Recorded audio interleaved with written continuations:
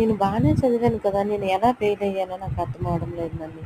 ఈ ఇంటి దగ్గర కూర్చొని గిన్నెలు తోముకోవాల్సొస్తుంది అంటే ఏందో నాకు ఈ బాధ.